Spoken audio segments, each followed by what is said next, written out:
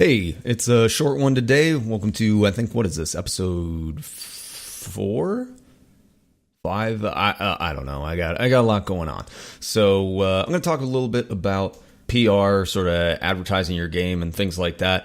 I don't think I'm necessarily an expert on this stuff at all, but I've been asked it by a few indie devs that have messaged me through Twitter or Instagram or things like that. But first, going to talk a little bit about plugging my stuff. Yeah, that's right. Gotta sell myself out and try and make that money. So if you like the information that comes through on this podcast, maybe you're one of the I don't know what 2 people that have listened to it. Maybe this is several years down the road where I am insanely famous and rich and handsome, and you're listening to this stuff for the first time. Maybe you feel like you want to support the work that I'm doing. Maybe you like my games. Maybe you like what I'm trying to share here on the podcast. Maybe you like watching the Twitch stream where I create art and answer questions about working in the game industry and making art for it and things like that in general. If you want to do that, you can hop over to the Patreon where you will hear podcasts like this one right here first before anybody else gets to, even if you're the only one that listens to it. You also get access to posts I might write about work that I'm doing, little updates, a few free things here and there. Sometimes I, pepper in a little bit of stream currency. I plan to give away a few free copies of the game today. Just throw a few codes in there for the patrons. You get your name in the credits of things and acknowledgement here and there. And sort of roped into anything I decide to do where I just want to show my appreciation for you guys. Also, if you haven't already, be sure to check out The Subject. It's on Steam right now. I just released the Linux build. If you haven't gone there, if you haven't bought it, I don't know what you're even doing here, because how'd you even find this? How'd you even find this? If you don't know my game, if you don't know my Twitch stream, if you didn't, and you found this, I'm really grateful and thank you, but you should check out the games. You can go on to Steam, search for The Subject, and you will find the game there. It is now also on itch.io, so you can go there and purchase it if you don't want the whole DRM Steam experience. Finally, last but not least, make sure you come by the Twitch streams every single day. When I say every single day, I mean Monday through Friday, the work days. I stream Central Time here in America from 1 to 5 p.m. I basically just stream game development, everything that I'm working on, share any insight on things while I'm doing that. We just sort of hang out and talk while I'm creating games. I do anything from code to art. Who knows what I'll be doing on any given day. Also, we'll play games, hang out with people. If we hit subscriber goals, we do little fun things. Most recently, I just had my wife play Welcome to the Game 2, one of the previous games that I worked on. And we also hit a donation goal where I got a copy of The Sims to turn my mods into Sims and basically create a hovel where I torture them every single day. So that's fun too. So if any of that sounds fun to you, come on by the Twitch stream, say hello. Would love to see you there. All right, that's enough selling out. So on to the subject at hand. Basically what I wanted to talk about was just promoting your game. It's one of the hardest things that I've said this before. One of the most difficult things about indie development is just getting noticed at all. And especially if you're like me, where you're an unknown with a new title, no one's really going to check your stuff out. So you really have to pound the pavement in trying to get your name out there. I bring this topic up because recently on Instagram, another developer hit me up and she was asking about just how I got my game noticed in any way, shape, or form, because she's launching her game in a couple days and she just kind of wanted to know. I thought that was really weird to come to me because I didn't feel like the subject got anywhere near the exposure that I would have liked. But the sad truth of it is that I got more exposure than a lot of indie games get. I mean, I had a few days on Twitch where people were streaming it and had like 9,000, 8,000 viewers and was in a noticeable, like the third row or something like that of the top games when you browse games on Twitch. And like that's not gigantic, but at the same time, like I said, it's more than a lot of other indie games get, which is really sad. Because when I look at sales, the sales numbers and the conversion rate don't necessarily correlate with the spike in viewers on Twitch or things like that. It's actually very hard to pinpoint what your conversion rate comes from. I would take note of dates when certain things happened, and like a YouTube video or a Twitch streamer or something like that. And then I would check sales a little while later, and they just didn't seem to match up. So it's really hard to tell if it's a trickle-in sort of thing from YouTube videos, people watching them later or something like that, or if people saw the game and they just thought they didn't like it. There's no way to get that kind of data from people who don't buy the game, right?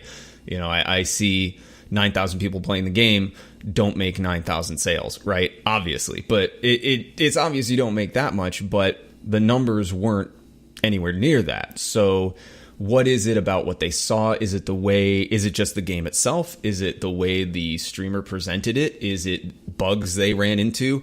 Is it the fact that the streamer that was playing it, or the YouTube content creator that was playing it, got frustrated because they got lost or something, especially in the subject with the big maze and all these puzzles? You know, if the viewers see the person get frustrated, if they see them have a difficult time, they're going to believe they're going to have a difficult time and that the game isn't fun. And that could very well be the case. I'm very open-minded about how my games do and what I need to change about the next game that I make in order to cater to the target I'm trying to hit. But what I'm saying is that there are a million factors into why your game won't convert after being viewed by what feels like a pretty good amount of people. I got very lucky, and Poised, shout out to Poised. He's a YouTuber. He played the DreamHack demo of the subject, and you know, he's got like over 1 million followers on YouTube, and it got a good number of views for the actual video itself. But again, that was before launch, so I couldn't really tell what sort of ramp up that was. And there was, in the comments section, which you should never really read, but there was a wide range of everything from, oh, please play this game again, this looks awesome, to this game looks boring, please, you know, destroy it from the planet Earth. But there's different strokes for different folks. Not everyone's going to love the games that you create. That's just the way of it. You are faced with another problem then. Who's your target audience? Trying to find those people is very, very difficult, which is why reaching out to content creators, streamers, and just anybody you can, anybody that does reviews, has their own website, has, you know, Twitter feed where they link your stuff and everything. All that stuff is really important for people starting out, kind of no matter how small, because they're going to be people that get the word out, and word of mouth is how I think a lot of really good indie games get noticed, right? They kind of go viral, and that's just the way it is.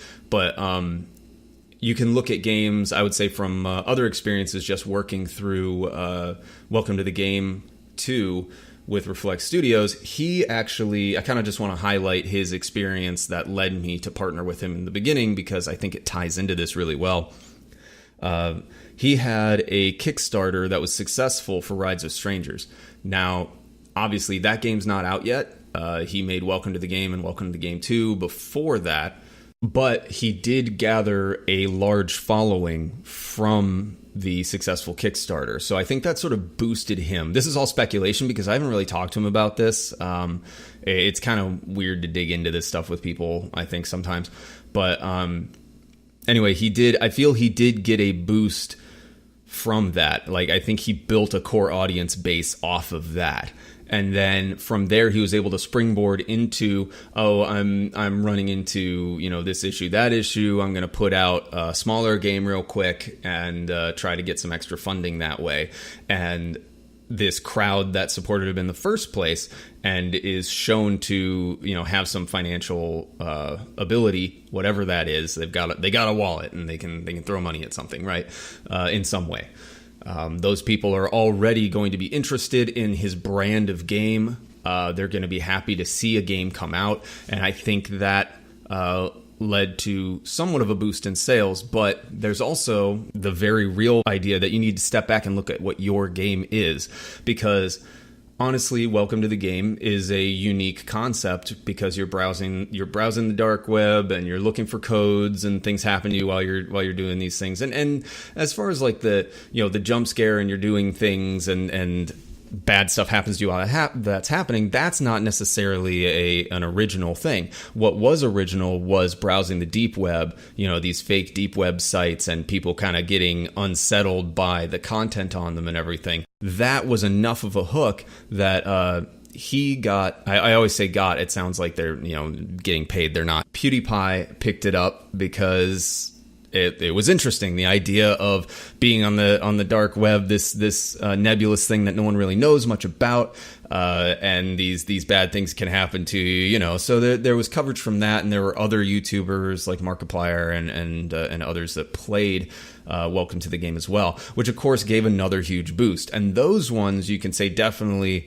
drive sales pretty heavily, at least at the time, because massive viewer base, right? And they're going to like the content created by the YouTuber, whoever, Twitch streamer, what have you. And they're going to want to go buy it because they're going to want to have that same sort of experience. At least that's my view on it. That's my theory on it. All this stuff is my theories. Like I said, I haven't spoken to Adam directly about this stuff. This is just from my experience in launching the subject and what I've seen from Welcome to the Game and Welcome to the Game 2. Which, Welcome to the Game 2, I was directly involved with, so I got a much better view on that sort of stuff. So that basically means that probably the most important thing is the game itself, right? The foundation that is going to hook people in. If there isn't something that is going to grab people and interest them into, intrigue them and get them to play it, you're going to have a much harder time. You can still have a good game. I still believe that the subject is a good game on its own. There are lots of people that believe the subject is a good game. But I don't believe that it has a hook that make people go, what is this thing? And that's an important factor. And not every game is going to have that. Most games don't have that, I would argue. You look at any AAA game that's out there, they're shooters, look at Battle Royale being a huge thing right now. I don't know if it's on its way out necessarily, but it's a game mechanic hook that got people interested enough to even want to make more games of that kind. The first one, whatever it was, whatever you want to argue it was, had a hook that got everybody interested. But now it's become so popular that it's like, okay, you see another Battle Royale game, you see another first-person shooter game. What's the hook? There isn't really a hook. It's just the same thing with something a little different, tweaked, right? You look at Apex Legends versus Fortnite, and Fortnite, third person, has building, is kooky, and Apex Legends is a little more serious, but also kind of kooky. No building, first person shooter, a little more hardcore in the gameplay mechanics. Not really that different. It doesn't have a hook where you go, oh my God, this is really interesting. You just go, I like the versions of this game better. And so therefore I want to play it. I think it looks cool. I like the first person aspect, the shooter aspect more. This thing is more fine tuned. It's like iPhone. It comes out every year and there isn't anything that different. When it first came out, people were like, holy fuck, this is amazing. But now every year people are like, okay, it's another iPhone. It's got another, it has another line of pixels on the screen, or it folds in half, or whatever bullshit they come out with, where you're just like, okay, this is not that different, but I like it. So, I will purchase that thing, right? So what I'm trying to say is, if you can have a hook like that, like the original Battle Royale mechanic, like the original, I mean, this is lofty, silliness, but like the original iPhone, that sort of thing, Welcome to the Game had the deep web hook, right? That was enough for people to be like, this is weird and interesting. I could make good content with this. And that brings me to sort of the next thing, is if your game can be tailored somewhat to content creation, I would say steer into it and try to lean into it and really cater to it a bit. Don't let it drive your design. Like, it's just like trying to build a game to make money. You don't really do that, because it's going to make a game that is, the microtransaction hell that EA has become, right? Where everything you're building is to try and make money. If you try to build everything to be good for content creation, your game's only going to sell to content creators and you're going to make like 10 sales, and that's, again, that's speculation. I'm very much sort of blowing the whole thing up a bit, but that's what I believe, is if you build your game in any way to try and cater to a specific need, a certain audience, a certain sales target. If you build for that, your game loses its soul. Like your game kind of loses what is you. You know, I've worked at a bunch of different studios, and I have seen really cool game designs get whittled down into more and more generic things for the sake of accessibility and making money, which, you know, is kind of synonymous in games. So all I'm saying is try to avoid that. But if you have things that will play well into content creation, try to lean into it a bit. Because being able to hook content creators, being able to hook Twitch streamers, reviewers, everything like that is going to give them a reason to play it. You're going to give them content because they want these things, right? They want to create content. Having a game, having a product that lets them do that, they're going to want to use. They're going to want to have, right? So it becomes this sort of symbiotic relationship where you're building something that makes content for them, and they're making content to advertise your game for free for a long period of time. I mean, if they make even an 11-minute, because, you know, ads, they make an 11-minute video where they're playing your game, you're getting an 11-minute ad, right?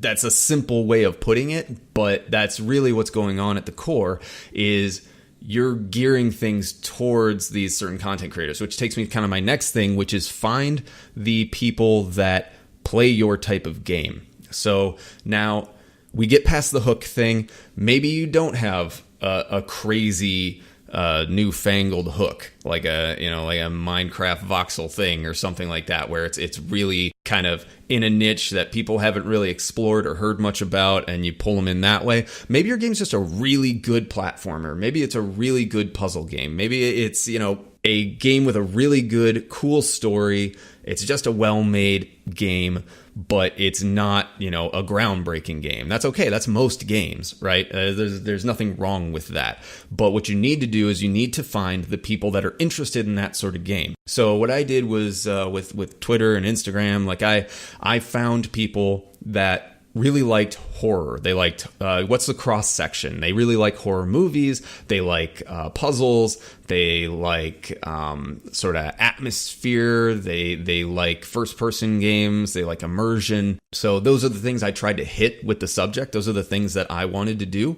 So I tried to make sure that I was basically aiming at those people. When I threw out posts, when I threw out press releases, I was trying to aim for those people. The more granular you get, the harder that's going to be, obviously, but it's a better chance of someone picking up your game than if you just throw out any press release and say, okay, I've done something, and you make a post on Reddit or whatever and think you're going to get lots of downloads for that. That's not how it works. Just making a post on a forum isn't going to do anything. Just throwing it up on Twitter every now and then isn't going to do anything. And this is the other part of indie game development that I've discovered that I sort of knew about from my past experiences and kind of looking from the outside when I was at studios, you know, looking in the sort of work that you had to do. But now I've experienced it, and it's very difficult.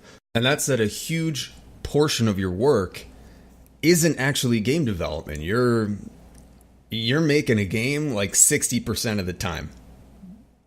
And maybe even less. And 40% of the time, you're advertising. This is why you see indie devs that have blog posts, they have devlogs, and that seems to be something that is tied to every game now, no matter what the game is. No matter how amazing looking, no matter how shitty, there's a development log, because that gets more data out there for people to find. And it gives you something to point to when you try to tell people about your game. You can be like, oh, check out the dev diaries here. That's why you see my old dev diaries on YouTube and my blog posts on my website. The blog posts aren't as plentiful, but during development, they were there every week, or development of the subject anyway.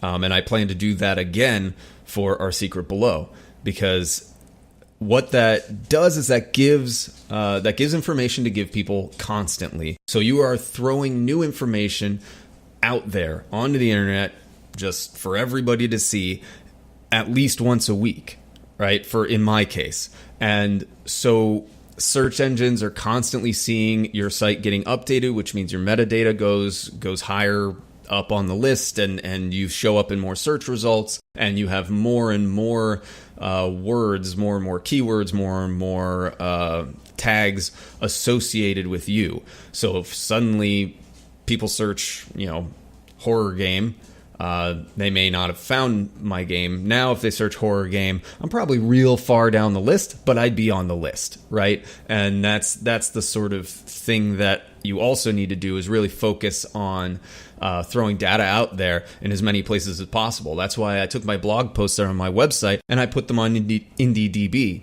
in their development blog section, because that makes two places now where information for my game is being updated constantly and people can find it. And not only that, it's on a network for people that are interested in indie games. And eventually it becomes so saturated that it's really tough to keep up all the plates spinning. So there are places like itch.io didn't get as many updates as IndieDB and as much as my website. And I really wish I had been more on top of that. I think that's something that I can look back on and be like, I need to do more of that next time. It's very difficult to do because you're trying to make a game. You're trying to develop a game.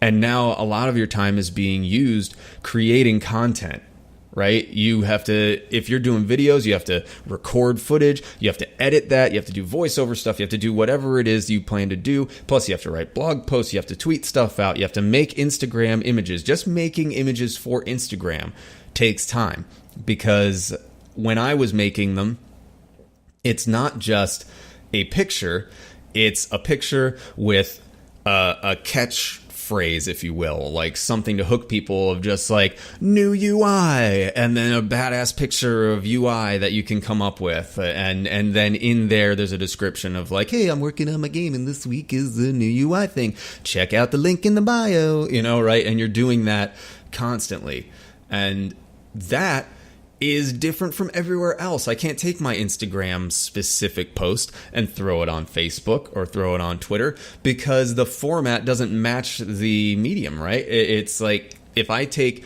an Instagram post that says, hey, check out this thing in my bio, it doesn't make sense on Twitter. I have to post a completely different picture and just write about it on Twitter. Same for Facebook, right? I may be able to take my Twitter post and put it on Facebook and vice versa, but the crossover isn't one-to-one, is my point for these things. So now you're making social media posts wherever you want to make those posts. You're writing blog posts, you're making videos, you're trying to come up with that content every week. And that's in addition to making the damn game itself, because you have to have something new to show every week. If you're doing weekly updates, you have to have something new to show all the time. So you're just burning. You're just burning constantly trying to do this stuff. That was a snap. I'm snapping so that it shows that it's fast. You're sort of becoming this pseudo content creator yourself to try and get your game noticed. So now you have to focus on, do you come across well in videos? Do you come across well in voiceover work for your advertising? And if you don't, you need to take a critical look at yourself and the content that you create. Even just like stepping back and getting an aerial view of your game and being honest about that. You need to look at the stuff that you make and be like, is this interesting? And if not, maybe you shouldn't focus on that area, right? Maybe you can write a great blog post and throw it out there once a week, and that's all you want to do. Great, do that. But you should do something. If you want to be noticed, you got to do something. But don't focus on the things that you aren't into, right? That's how itch.io blog post fell to the wayside. It really shouldn't have, because I could just copy paste a blog post. But again, you're doing this every week. It kind of falls through the cracks. But if you're like, I don't like doing Instagram, I fucking hate it, then don't do Instagram. Don't have an Instagram. Don't bother with an Instagram. Same for Facebook, same for Twitter. Go with the things that you're comfortable with and that you can be strong with. So that's really where you need to then focus, is say, okay, I hate Instagram and I cannot post good content to sell my game there, so focus the laser over here on Twitter. Get more involved in that and trying to share things that way. Make blog posts that point to your Twitter, make your Twitter point to your blog post, make all those things point to your website for the actual game, to your Steam page, to your Twitch to your whatever, right?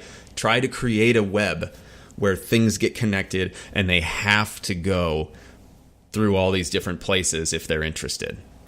Not necessarily have to. You don't want to send them through like a maze to try and trap them. Aha! You like the game now? No, that's not going to work because like, hey, if you want to learn more, go check out my Twitter. Oh, well, you only get half the post on Twitter until you go and check out, and don't do that. That's not what I'm saying. Just build up a web where if they get into it and they like what they're seeing, they have everything available to click and go to the next place and go to the next place and go to the next place, and they can find out as much info as possible, and before they know it, they know a shit ton about your game, right? And that's the hope. And that's really all there is the hope after that. And hope is not a strategy, so you have to basically force it. That's why, at least with my approach, my games, the way I'm doing things, is I'm trying to build a community around my game development. If you make a good game, people are going to like it, and then you make another good game, your sales are probably going to be higher because more people will take note of your game, more and more and more. The more you make, the more you're going to get out there. If you show you like your games, if you make good games, if you show you're into it and you have a passion for it, it will grow. That's my firm belief. But at the same time, what I'm trying to do, again, personally, this is just me, I'm trying to build a community through my Twitch stream, through my YouTube, through Discord, where I'm more connected with these people, and these people are more connected with what I'm doing, because the more invested these people are in your games and you and your hard work, the more likely they are to become evangelists for your work, for you. Right. And this is sort of, now I'm not talking about just using people just to try and get ahead. I like these people. I love these people. They keep me company while I'm working. It's awesome. It's really awesome having a community. It's just, you can build something that is beneficial to you while still being beneficial for them and everybody, and it's fun, and there's nothing wrong with that. So what I'm trying to do is build a community around my work that these people not just like the work that I'm doing, but they also like me and understand me and what I have to go through, just like every indie developer. I think it's great having more and more windows into indie development and what it's like to actually hunker down and make a game, because it's fucking hard, especially for everybody, but for solo development, like myself or Adam, or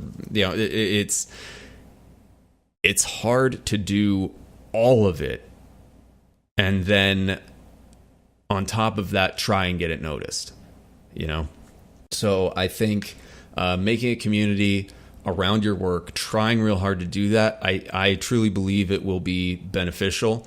And not only a community for your work, a community for other indie developers. I know there are people that will look at success of one game or another. They'll have this sinking feeling that's really kind of jealousy of like, they've made this awesome game, and why isn't my game noticed? When will my game be noticed? And I've had that feeling.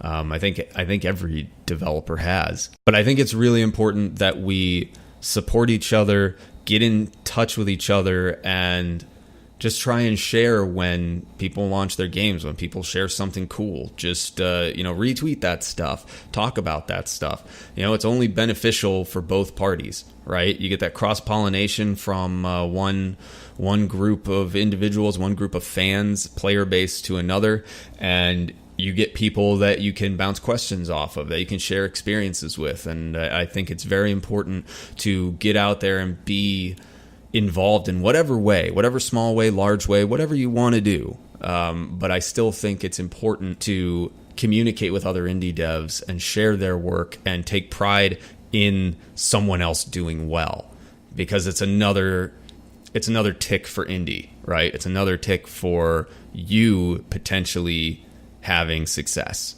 Getting a little rambly, getting a little existential with it right now. So I think I've covered enough. I'm sort of hitting that half-hour mark or getting close to it, kind of creeping on it. There's some dead space that I'm probably going to cut out here because it would be gross to listen to. But I had a few people contact me about advertising, just PR in general, and how I handle it. And like I said, I don't think I'm a professional in this in any way. There are people that are wildly more successful than me.